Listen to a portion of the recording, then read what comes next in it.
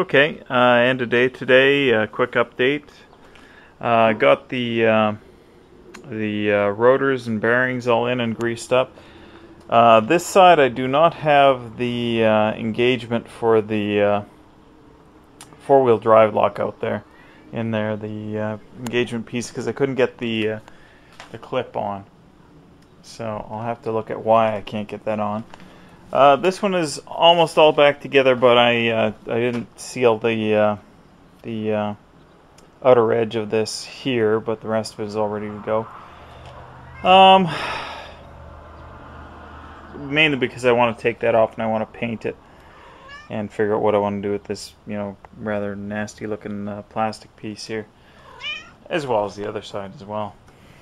So anyways, I was hoping to be a little bit further along. I was hoping that I was going to have the calipers and pads in. I degreased the rotor, but I'm going to have to do it again because in the process of putting it all together, I greased everything up. Had a bit of a problem getting both rotors to go on. It wasn't until I threaded the lock nut on and used it to pull the rotor on did it go on properly, and it didn't go on with a huge amount of force. It just I couldn't push it on. So there's a little bit of a hint for you. And here's another hint: if you're taking apart one of these axles, make sure that the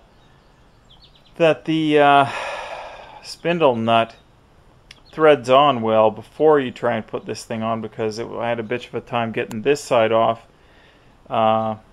when I found that the spindle nut wouldn't go on, and I had to go and make a fair effort to thread the spindle nut on.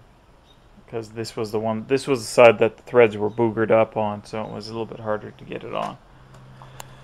Anyways, well, tomorrow I'll sort out that side, and I will get the calipers and pads on. Then I'm going to put this thing back on the ground and put the tires back on and do some paint prep. There's the tie rod that hasn't been painted yet, as well my springs, which are sitting over there,